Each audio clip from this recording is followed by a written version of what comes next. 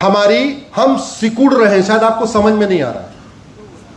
हम खत्म हो रहे हैं, आपको समझ में नहीं आ रहा है। और क्यों नहीं समझ में आ रहा है? वो एक स्वभाव है।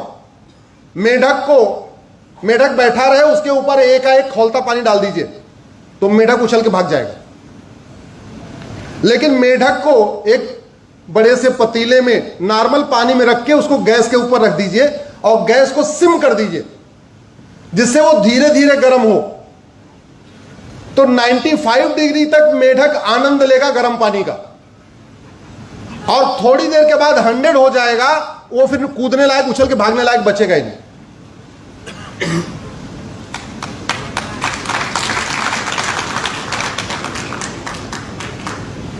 ये हुआ नहीं है, क्या हुआ है? मैं तो बंगाल गया हूं, देख के आया हूं क्या हो रहा है वहां हिंदुओं की हालत, क्या क्या हो रहा है वहां पे। शायद आप कल्पना नहीं, आप सुरक्षित राज्य में हैं, सुरक्षित यहां पे अच्छा शासन आपको मिला है पिछले 25-30 सालों से, इसलिए आप लोग सुरक्षित महसूस कर रहे हैं। लेकिन ऐसा है नहीं, पूरा देश ऐसा नहीं है। अरे आप खुद सोचिए ना कि होली दिवाली खेलने के लिए पुलिस लगाना पड़ रहा है, भारत के त्योहार मनाने के लिए पुलिस लगाना पड़ रहा है। यह गर्व की बात नहीं है, यह चिंता करने की बात है। और जो वो सोच थी पाक ना पाक की, वो कम हो रही है, बढ़ रही है। जोर से बोलिए जरा। मुगलों ने 500 साल के शासन में 1000 मदरसे खुलवाए थे। भारत में 75 साल में संविधान लागू होने के बाद 3 लाख मदरसे खुल गए। और मदरसों में क्या पढ़ाया जाता है बताऊं, या आपको पता है? पता है। अंग्रेजों ने 200 साल के शासन में 1000 मिशनरी कॉलेज खोले थे, एक मिशनरी स्कूल खोले थे। पिछले 75 साल में 3 लाख के आसपास स्कूल खुल गए। तो खतरा बढ़ रहा है कि घट रहा है? पहले 7 लाख गुरुकुल थे, अब 70,000 से कम हो गए। पहले 1000 मदरसे थे, अब 3 लाख हो गए। तो खतरा बढ़ रहा है कि घट रहा है? जब मैंने इंजीनियरिंग छोड़ा तो भगवान की कृपा से मुझे जेठमलानी जी से परिचय हो गया मेरा। 1 साल काम करने के बाद एक दिन मैंने उनसे ऐसे पूछा, जब थोड़ा क्लोज हो गए, इतनी हिम्मत होने लगी कि हाँ कुछ भी पूछ ले। मैंने कहा सर कब पता चला कि आपको भागना पड़ेगा? तो वो तो अलग तरीके से उन्होंने सवाल का जवाब भी सवाल से ही दिया। बोले तुम्हें अगर 24 घंटे पहले पता चल जाए कि कल भागना है तो क्या क्या करोगे? मैंने कहा सर सारा जमीन उमीन का सौदा तय कर दूंगा, घर का सौदा तय कर दूंगा, जितने गोल्ड वोल्ड हैं सब इकट्ठा कर लूंगा, मैक्सिमम चीजों को जो बिक जाएगा, नहीं तो एडवांस लेके करा के लेके भागूंगा। बोले बेटा 10 रुपए लेके भागा था, पैजामा और बनियान पहन के।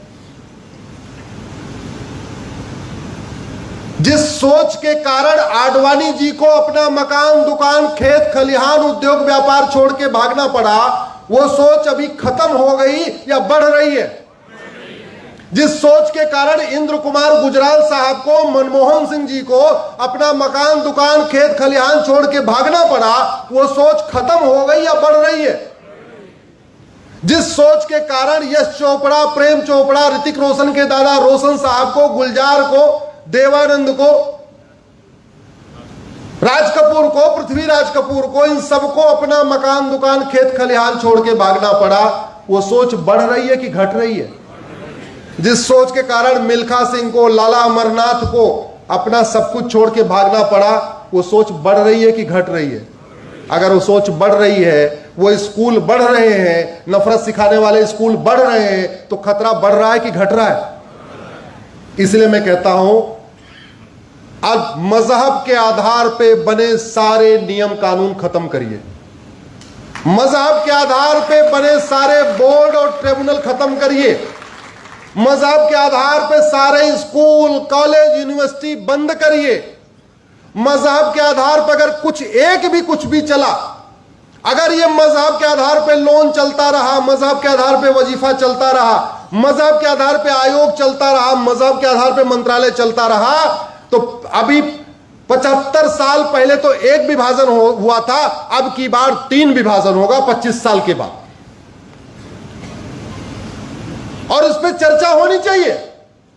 संविधान निर्माताओं ने कहा था मजहब के आधार पे विभाजन हो गया, इसलिए अब कुछ भी मजहब के आधार पे नहीं चलेगा। भारत के संविधान में WAQF वक्फ जैसा शब्द ही नहीं है। पूरे के पूरे संविधान में WAQF नाम का शब्द ही नहीं है। पूरे के पूरे भारत के संविधान में मजहब के आधार पे मंत्रालय होना चाहिए, मजहब के आधार पे माइनॉरिटी कमीशन होना चाहिए, मजहब के आधार पे स्कूल कॉलेज चलना चाहिए। ये कहीं कोई प्रावधान ही नहीं है। मजहब के आधार पे लोन हो, वजीफा, कोई प्रावधान नहीं है। मैं इस पे खुली चर्चा करने के लिए तैयार हूं। कोई मुझे संविधान में दिखाए जहां लिखा है कि माइनॉरिटी कमीशन होना चाहिए, माइनॉरिटी अफेयर मिनिस्ट्री होनी चाहिए, वक्फ बोर्ड होना चाहिए, वक्फ ट्रिब्यूनल होना चाहिए, दिखाए मुझे कहीं। बल्कि इसका उल्टा है। उल्टा है, संविधान कहता है मजहब के आधार पर तो कुछ खर्च ही नहीं करना। समाधान क्या है? समाधान यह है, अच्छा पूरे पूरे भारत के संविधान में माइनॉरिटी भी डिफाइन नहीं है। अल्पसंख्यक कौन होगा कहीं लिखा ही नहीं है। भारत के पूरे कानून में, किसी कानून में माइनॉरिटी, 6000 कानून चल रहे हैं, किसी कानून में माइनॉरिटी डिफाइन नहीं। लेकिन इस मजहब का जहर घोलने के लिए कांग्रेस ने 1992 में एक कानून बनाया, माइनॉरिटी कमीशन एक्ट। लेकिन